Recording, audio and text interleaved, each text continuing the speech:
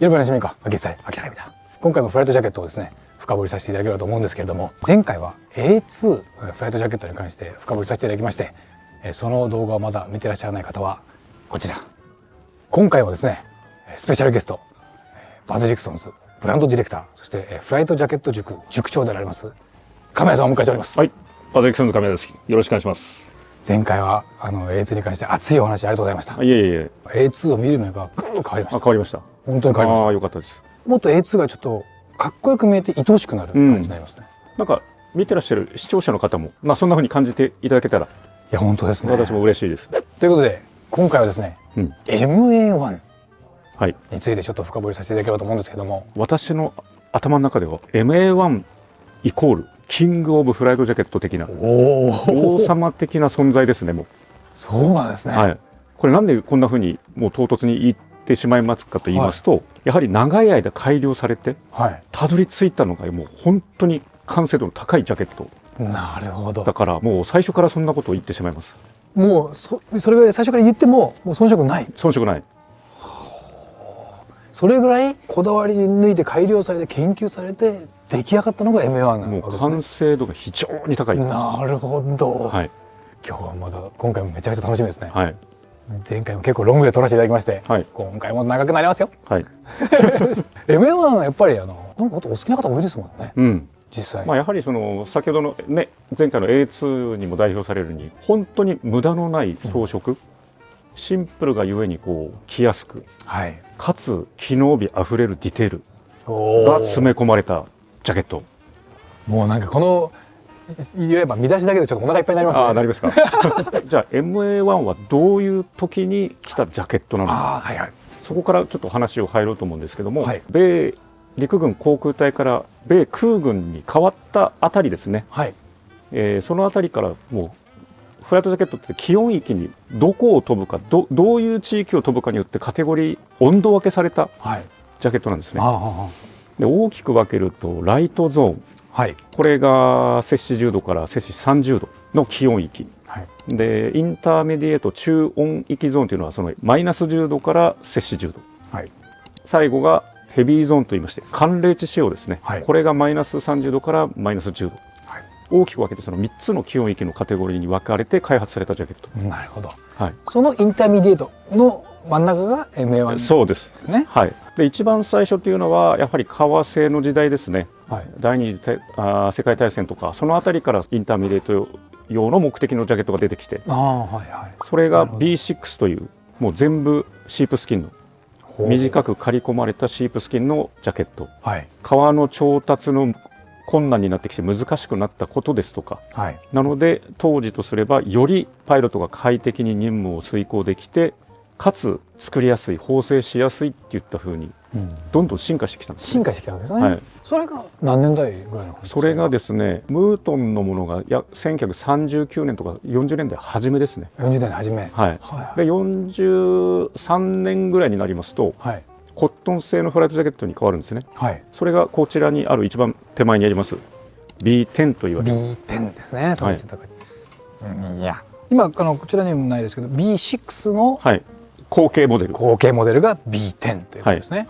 この形がですね米海軍で使用される私が今着ている G1 に代表されるような、前身のモデルで AN シリーズっていう AN 何って言ったらアーミーの頭文字ネイビーの頭文字、それで両軍共用目的で開発されたのが AN6552 と ANJ3A というのが存在したんです。で結局それはほぼほぼ大半が海軍のレザージャケットで形終わってしまいまして、陸軍ではあまり着られなかったっていう史実があって、当時は米軍は空軍がなくて陸軍航空隊と分かれたってことですよね。海軍航空隊で。そうです。で分かれてちょっとあれですかバチバチだったんですか？まあそういうところですよね。やっぱありますかね。お互いがこうプライドがあって。なるほどなるほど。でその後にそのコットン製のジャケットを米陸軍航空隊が開発するときにこの形を裏地つけてアルパカのウール裏地をつけて、でタイプ B10 という形に落とし込んだんですよ。なるほど。なので海軍の G1 とほぼほぼ同じですね。同じです。こういう前立てとかも本当ですね。本当だ。で襟もムートンで、で脇のこういうパーツもほぼほぼ同じ。本当だ。まあアクションプリーツぐらいですか、違う。そうです。アクションプリーツがないぐらいですね。ないぐらいですね。はい。マイナス10度から摂氏10度の中温域ゾーンなので保温性も必要だというところで、はい、こういうアルパカパイルを、アルパカのウールパイルを使ってるんですね。なるほどなるほど。なので内ポケットも G1 と同じようにこんな風に、あ、ここですね、開きますね。はい。まあほぼ同じですね。ほぼ外観、正面から見た外観はほぼ同じです。ほぼ同じですね。はい。へえ。で、はい、ここからさらにまた改良が進んでですね、はい、今度 B15 というものが、はい、こちらでございます。はい。ちなみに今こちら全部当時のヴィンテージ実物、貴重な実物ですね。こちらもそうなんですけど。いやーすごいですね。これ両サイドに囲まれたこと僕生まれて初めて。ありがとうございます。すごいです。これが B15 と言われるやつで、B10 との違い、大きな違いは何って、まあセンターのジッパーがオフセットされてる。少し中心からずれてる。ずれてるんですね。この辺にジッパーがあるとその摩擦とかなんとかっていうのを多分避けるためにちょっとオフセットされてる。ああ、なるほどなるほど。はい。あとはそのパッチポケットがスラッシュポケットになったりですか。ハンドウォーマー的な。はいはいはい。でポケットの袋地になんと保温性があるこうやってコーデュロイポケット。本当だ。コーデュロイのポケットの袋地を使ってたりとか。はい。あとはですね、型紙上大きな変化がここで変わります。立体裁断と言いまして、はい、よりパイロットがこう操縦しやすいように腕がこう前の方にカーブで振ってるんですね。こういう、はいはいはい、そういう型紙を取り入れてます。なるほど。だから来た時に自然にこう、そうです、腕が前に行く。腕が前に行く。さっきの B10 というのは割と平面的ではあるんですけど、はいはい、これから B15 から立体裁断と言いまして、立体裁断でじゃあ何と言いますと、はい、例えばこの袖の付けとかカーブで長い距離のものとカーブで短い距離のものを始まりと最後が同じ風に塗っていくとより立体的になっていく。はいはい、これ結構大きい違いですね。大きい違いです。大きい変化。はい。あとは背中もこう肩のカーブにこうフィットするようにこうダーツが入ったりですとか。ああ、なるほど。本当だ。ちょっと待ってください。これ B10 見たくなった。本当だ。はい。これないですね。ないです。へえ。でこうやって垂らした時もやっぱり立体裁断の違いって分かるもんですか。はい、分かるもんです。こっちがもっとこう前に腕が行くようになってるって感じですね。こっちはちょっとこう、まあ、縦にストンと落ちるって感じですよね。あとは内側にですね、はい、さっき B10 は片側だったんですけど、この両サイド、ポケットが、はい、まあ収納性を持たせてる。持たせてるんですね。あとは脇の下、はい、熱くならないようにくり抜かれてるんですよ。これアルパカパイルが。へえ。で滑りのいいレーヨンコットン素材を使ってたり、あと裾もこう、はい、摩擦も多いので、はい、ここもくり抜いて薄手のレーヨンコットンを貼って、はいはいはい、あと腕の肘の内側ですね。ここも一応アルパカパイルを押さえてあるんですよ。その熱くならないように。摩擦も多いのでこう曲げるとこなので、今ここですね。はい、これが内側がだからわざわざ1枚でアルパカがバッてやってるわけじゃなくて部分で、はい、摩擦の多いとことかその軽減しなくちゃいけないとこは考えられてるんですね。考えられてるんですね。あとは先ほどの B10 はポケットにこう垂直にペン差しポケットがあったんですけど、こっちがハンドウォーマーになったので、はい、ペン差しが外に腕に移行されるっていう。ああ、なるほどなるほど。はい、さっきのペン差しは実はここにあったんですか。はい、そうです。こっちの方にここに刺してたのが、はい、このポケットが変わったのでこっちです。ペン差しも変わったという。前立てもですね、さっき B10 ってこう半分までだったんですけどね、はい、これは上まで風が入ってこないように。これって風よけなんですか。風よけです。これ閉めた時にもうさらに風が入ってこないようにってことですか。そうです。ああ、なるほど。でこれがB15、はいですね。でこの後になりますと、はい、こちらは B15A と言いまして、B15A ですね。一番分かりやすいところでいうと胸にこう革製の三角形のタブがついてるんですけど、はい、じゃあこれは何って言ったら、はい、パイロットが操縦するときにヘルメットとこう酸素マスクあるんですけど、その酸素マスクのホースにこう挟み込むクリップがついてまして、はい、それをこう邪魔にならないようにここに固定して、なるほどなるほど、はい、そのための三角のあれなんですね。三角が追加されて、あとはこの脇の下に ICS コードループって機内、仲間と機内の通信するワイヤーですね。はいはい、ワイヤーも結構邪魔になるので、はい、ここに通して収納して、なんかやっぱ技術がどんどんやっぱそちらの技術が発達に伴いやっぱ合わせて変わってきた感じもありますね。そうなんですよ。フライトジャケットの進化というのは飛行機の進化とともにやはりジャケットも同じようにこう変わってきて。いや、そうなんですね。はい、なんかどんどんなんかハイテクになっていく感じですね。そうなんです。そうなんです。でこっからまた次に行くときに、はい、また大きくハイテクな方に変わっていくのがもう一目瞭然。いいですか、言っちゃって。はい、B15。B です。これはですね、はい、ナイロン素材に変わったんですよ、コットンから。ほんまや。これまではずっと全部ナイロン、コットンでしたけども。そう。この年代に世の中に初めてナイロン素材っていうのが登場してきて、はい、早速そのフライトジャケットとして最先端素材を落とし込んで使っていくっていう。当時はもう最先端の素材ですもんね。素材です。これ何年代ぐらいですか今？これはね、1940年代中盤から後半ですね。中盤から後半にかけて、はい、当時最先端のナイロンの登場ですね。ナイロン初のフライトジャケット。シルクのようなしなやかさと、はい、鋼のような強靭さを誇る、これだから当時とすれば夢のような素材ですよ。なんか歌い文句だけどモハメド・アリのあんな感じに似てますけどね。なんか蜂のように刺すみたいな、夢のような素材だったんですね。夢のような素材ですこれ。なるほど。今じゃ当たり前ですけど、はい、当時とすればすごく画期的な素材が登場して、まさしくフライトジャケットに使用されるべくして出てきたような素材ですねこれ。ナイロン。やっぱ本当ここを起点にちょっとガラッと時代が変わった感じしますね。はい、時代が変わった感じしますよね。あとは裏地がアルパカでむき出しだったのが、はい、やはりこう滑りを良くするために、はい、中綿は入ってるんですけど、その中綿をこの薄手のナイロンでカバーして動きやすくしてるっていう。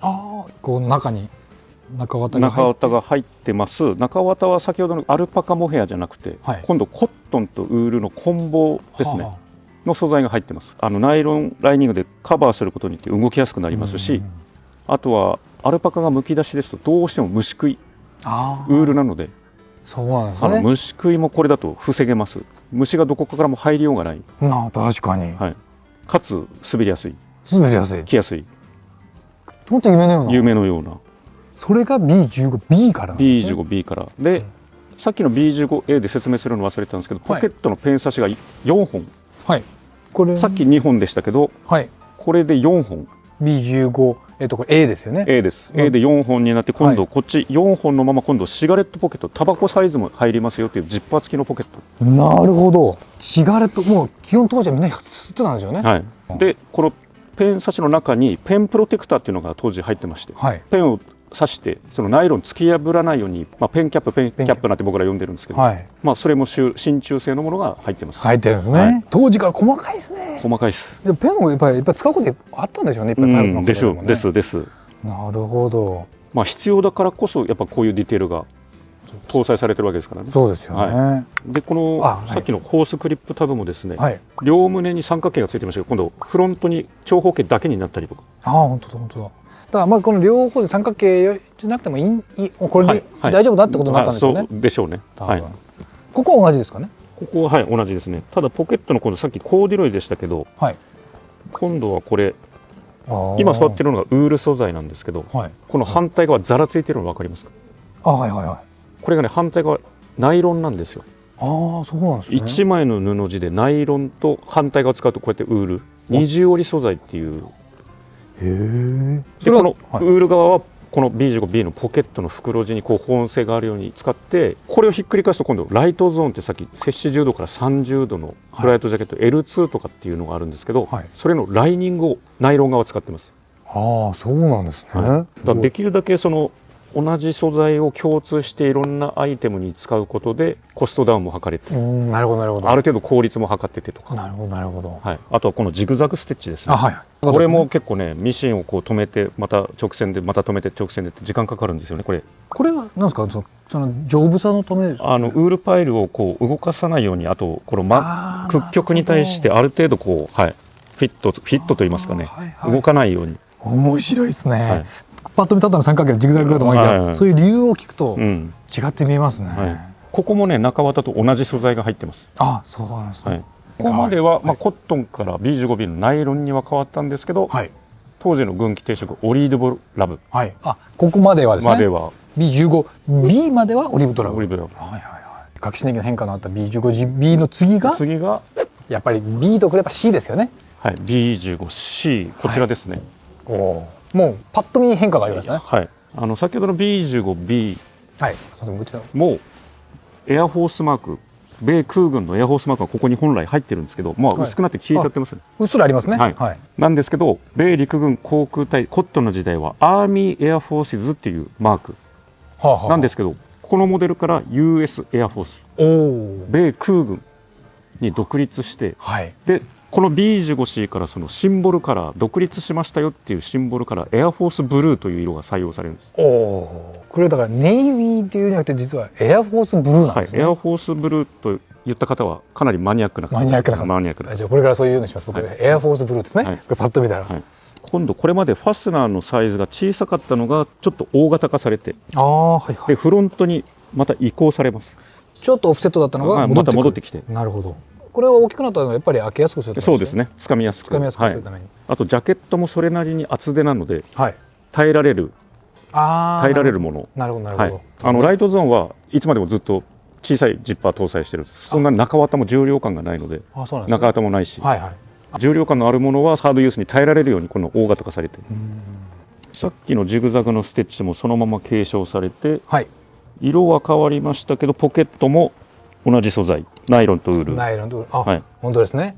これあれですね。やっぱり有名なのはモンローが来た。マリリン・モンローがですね、米軍のいるところに基地に慰問に行った時にこれを着て、もう超有名な写真がありますよね。ありますよね。B15で紹介したその脇の下がくり抜かれてるディテールとか、あとこの袖の内側が三日月型にこうくり抜かれてるとか、そのディテールも継承されてます。継承されてるんですね。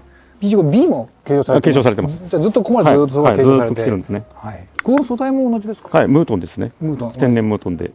でこれは革から今度は杉綾織ヘリンボーンのテープに変わるんですね。さっき B15B まで革でしたよね。はい、そうですね。だいぶ時代とともにそのナイロンという化学繊維がこういうテープの素材とかにも使われるようになって、なんかちょっと浸透してきた感が感じますね。なるほどなるほど。これも同じですね。同じですね。同じですね。これが B15C のエアフォースブルーで、中にはですね、同時期に採用されたこういうオリーブ色バージョンもございまして、これも非常に珍しい。珍しいですね。これも同じ B15C。じゃあエアフォースブルーだけじゃなくてオリーブ色のも存在します。若干この前の世代のオリーブとは若干ちょっと違いますね。そうですね。組織、ナイロンの組織は同じなんですけど、当時のコントラクターがもう違うとその調達先が違うというところで。なるほど。で色も微妙にちょっと緑がかったオリーブドラブ。オリーブドラブなんですね。激レアですねこれ。激レアです。激レアなんですねやっぱり。当時米空軍よりもどちらかというとヘリコプター部隊陸軍にも採用されたっていう史実がありまして、だから結構これなんかもそうなんですけど、陸軍のパッチがついた気象っていうのも結構あるんですよね。もちろんエアフォースにも採用されてるんですけど、どちらかというとその陸軍のヘリコプター乗りが使ってた。使い勝手良かったんでしょうね多分。でしょうね。最先端で開発されたジャケットですからね。そうですよね。変わって過去のものになりますけど、当時これは最先端なわけですから。そうですよね。この後のものが出てくる前は。ですよね。ということでこういう変則的な B15C もありますということで、じゃあ次は B15D。B15D にちょっと行かせていただきますね。その B15 の末尾にただの B15 でアルファベットが付加されて A でまた A が変わって B、B が変わって C で C が変わって D と、そのアルファベットが付加されて末尾に変わりましたよっていうのはどっかが進化しましたよ、変わりましたよっていう。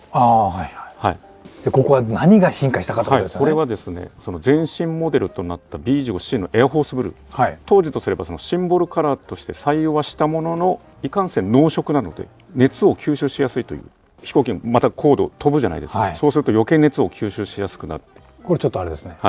とあと意外にこう陸地に降りた時に色が濃すぎて目立ちやすいと。意外と見えるんですね。なので、ちょっと迷彩効果も狙ってセージグリーンという基底色が変わるんですね。なるほど。それが今これがセージグリーンですね。セージグリーン、熱も吸収しない迷彩効果もある、という意味合いでこのセージグリーンという基底色に変わる。なるほど。結構早い段階で変わりましたね。そうなんです。結構ね、だからその B10 からここに来るまで約10年ぐらい、10年かかってないぐらいでもう目まぐるしくこう変わってきて、常にだから研究と開発されてたっていう、そこでも裏付けでもありますよね。確かにそうですよね。1年2年ぐらいでもう次のモデル次のモデルっていうふうに常に開発してる。常に開発されてる。なるほど、確かに。オリーブドラブ、エアフォースブルー、セージグリーンになったということですね。でナイロンの組織は微妙に綿密言うと変わるんですね。生地のツイルのあやめが違うんです。さっきの B と C は同じ31のヘビーナイロンって僕ら呼んでるんですけど、はい、こちらは22のナイロンツイルといって、はい、素材も変わるんです。素材も変わるんですね。タッチ感もだから違うと思いますね。ほんまですね。ちょっとザラついてますね。ザラついてますね。はい、こっちはちょっとラフなタフな感じ、はい、こっちちょっと滑らかな、よりこういった違いもあるわけです、ね、違いもあって、でポケットの袋地もまた今度こっちはまた見えてるウールなんですけど、はい、今度ツルツルしませんか？こうやっても触ると。あ、本当だ、ツルツルしますね。これがレーヨンなんですよ、反対側。ああ、そうなんですね。レーヨンとウールの混紡素材にこれ変わります、ね。このライトゾーン、セージグリーンのライトゾーンのライニングにこのツルツル滑る側を裏地に使って着やすく滑りやすく。なるほどなるほど、はい、だからそれもやっぱりそのこう合理的に、まあ、あっちでも使ってこっちでも使ってっていう感じですね。そうです。久米さん、この襟の大きさは同じですか？襟の大きさは基本同じですね。基本ずっと同じですか？はい、同じなんですけど、はい、ここから次のモデルに行くときに、はい、ヘルメットが大型化されるんですね。ジェット機が開発されて変わるわけですね。ジェットの時代がもう到来しました。なるほど。はい、でヘルメットも大型化されて、はい、首の動きにこう支障があると、動きにくいと。これつけたまま、はい、この襟があることで動きにくいと、はいはいはい、いうことで襟を取りましたモデルがこの後出てくるモデル。ああ、楽しみですね。はい、今日はここまででここからが重要ですね。はい、はい、こちら出ました。MA1 ですね。MA1 でございます。はい、来ましたね。来ました。とうとう来ましたね。はい、ここ10年走ってます今日。あ、10年。もうさっきの B 点から始まって10年の流れで出てきた当時の最新鋭ジャケット。わ、10年間研究と開発を繰り返して出てきた。これもうだからもう完成度がもうピカイチなんですね。久米さん、今日一興奮されてますね。はい、やっぱそうですよね。はい、それは何度も仕事から僕は見てるんですけど、はい、見るたんびにエネルギーを感じます。このジャケット。そうですか。力を感じます。そこまで、はい、熱量めちゃくちゃ感じますね。着る側も熱量が出ますね。はい、もちろん作り手である私ももうこのジャケットを作る時にはかなり熱高ぶってやってます。高ぶってやられてるんですね。はい、これはじゃあ MA1 どういった変化があるんでしょうか？まずそのさっきの言ったヘルメットが大型化されて襟のムートを取り外しましょうということで、はい、これが開発されてより操縦しやすくなってるんですね。はい、でこの後に旧式となったこれまでの B とか C とか D とか、はい、でこれらまだ最先端ではないんですけどまだあるわけですよね、ジャケットの個体として。はい、じゃあそれも再有効利用しましょうということで襟を外してモディファイしましょうということでモディファイモデルが登場するんですね。それがモディファイドなんですね。それがモディファイドだから流れとしては実際はこれで MA1 が出た後にモディファイドが出てくるってことなんですね。そうです。時代の途中で例えば B15B の時代にモディファイが出てきたんじゃなくて、で C の後にモディファイが出てきたんじゃなくて D の後にモディファイが出てきた MA1 が登場してから一気に回収襟を取って改造しましょうという言ったモデル。もう本当に画期的なものが出てきたから、はい、それまでのものはもうこれに合わせようっていう。なるほど。はい、再有効利用したわけですね。なるほど。はい、僕も最初はこれの後にモディファイでこれできてもいいと思ったんですけど、一般的に、はい、誤解されるのはそんなふうに誤解されるんですけど実は違うんですね。一気にその旧式のモデルを、はい、改良してディテールとしてはほぼほぼ規定色も変わってはいませんし、ナイロン素材もポケットの袋地もほぼほぼ同じなので、はいはい、じゃあ一番の違いは襟ですね。襟ですね。はい。ファーストモデルは先ほどの B15 の流れを組んでここが角張ってたりするんですけど、はい、この後の MA1 のセカンドモデルから首に顎にこれ干渉して動きにくいということでラウンドになったりとか、はたまた、その後の改良モデルですと MA1 の C タイプというものから裏がオレンジになってそれはリバーシブル仕様になるので、はい、メインラベルがここからポケットの中に移行されてリバーシブルで着れるように。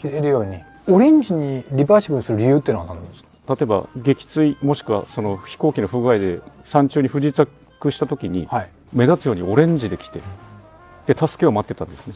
そのために内側を、はい、目立つようなオレンジ、レスキューオレンジっていう。レスキューオレンジ、はい、名の通りですね。名の通りです。それが、MA1 の C タイプ。 C タイプ60年代初期以降ですね。初期以降、はい、これは何年代でしたっけ？これは1950年代の最初ですね。53年とか55年とか。だから10年間の間で C に変わっていくんですね。はい、これまたね、はい、作りの今度話なんですけど、はい、さっきの B15 のナイロンもそうでしたけどこの薄手のナイロン素材と裏地の中綿のウールパイルこれ総2本針でこう縫製してるんですね。はい、だからすごく厚ぼったくなく、着用してもこう違和感を感じないように、2本針でこうスムーズに動けるような配慮がされて、言ってみればその一着のジャケットを裏地でもう時間かけて縫製されて、今度表側のナイロンシェル、これもジャケットを仕立てて縫製して、で最後にこの裏地と表地をドッキングするっていうね、手間かけてますね。ジャケット2着分の縫製時間。ああ、なるほど。はい、だからさっきの話と同じようにエネルギーを感じるんです。めちゃくちゃ時間もかかってるし。ほんまっすね。そう言われるとそうですね。ジャケット2着分、1着に2着分の時間かけてるわけですね。時間かけて。そのダブルになってるのはこれ MA1 の時ですか？いや、この前の、はい、そうです。こちらも、こちらからもずっとそうですね。A2 の回でも紹介したんですけど、これもね、つなぎ目のないワービのリブ。ウール100。ウール100の。やっぱりできるだけ着る側に本当にコンフォタブルにこう着やすく。着やすく、ストレスがかからないように、快適にその任務を遂行できるようにという前提で。ということで、久保さん、こちら何ですか？これはね、バズリクソンズの実際の商品を解説用にちょっとハサミを入れて分かりやすく隅々まで見ていこうかなという。まずその先ほどこうやってナイロンで隠れてた中綿、これがですね、コットンにウールを植毛した素材なんですね。コットンにウールを、コットンのベースを作ってそこにウールを植え付けてったっていう。当時のものもハサミ入れて分析したところ、この素材やっぱり市場に流通してないんですよ、これ。うちのナイロン素材もしっかりなんですけど、一から作ってます、実物同様に。そうなんですね。もうこれを市場で扱ってるものがないんですね。やはり堅牢度の高いかなり丈夫なナイロン素材を使っているっていうことが判明したので、だからこの出来上がった時のオーラがやっぱり実物と遜色ない。なるほど。何かが違うとやっぱりこう作ってる我々もちょっと違うっていうふうになるんですよ。納得いかないからまたこれを改良しなくちゃいけない、開発しなくちゃいけない、作らなくちゃいけないっていう。でさっきの見えなかったですけど、三日月型に肘の内側をくり抜いてるとここですね。本当だ。ここですね。この肘の曲げ方、曲げた時に違和感が感じないように、ストレスがかからないようにっていう。であとさっきのポケットの袋地というのはこれですね。さっきのレーヨン側が見えないというのはこっちですね。でこれがウールで。だからツルツルしてるのがこっち側ですね。なるほど。これがバズリクソンさんの MA1。参りました。ありがとうございます。ということで、もう時間があっという間に過ぎてしまいましたけど。過ぎてしまいましたね。すごいいろいろと学ばせていただきました。MA1 に至るまでのその変遷歴史をちょっと教えていただきまして、もうまた見る目がぐっ深くなりました。僕。もうやはりそのいつの時代もやっぱこの防寒ジャケット、冬の着るジャケットとフライトジャケットというのは絶対切り離せない、シンプルかつ機能的。なるほど。これに尽きると思います。シンプル的かつ機能的。そのやっぱ美しさがありますよね。あります。ぜひ皆さんジャンキースペシャルにお越しいただいた時にはですね、バズリクソンさんの商品だけでなく、東洋エンタープライズの全般扱ってますんでね。世界一多分扱ってらっしゃるお店でございますので、ぜひ楽しんでいただければ。そしてこの動画をまたきっかけにですね、フライトジャケットもっと深く興味持っていただいて、本当ですね、そのきっかけになればと思っております。今日はありがとうございました。ありがとうございました。